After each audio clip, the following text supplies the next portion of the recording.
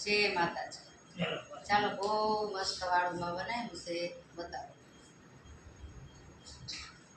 મસ્ત છે ને ઉનાળાની ખીચડી,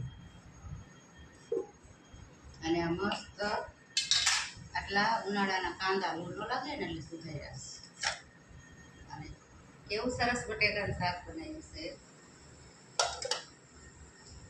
અને આ મસ્ત ઉનાળાનો કેરીનો રસ જોઈને મોઢામાં પાણી આવી જાય. કેસર કેરી છે. અને આ મસ્ત પૂરી,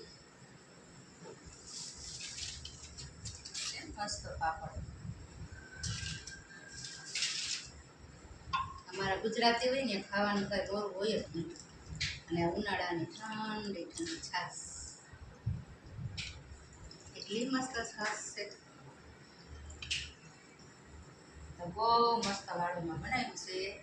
ચાલો બધા પૂરી રસ જમવા. જય માતાજી.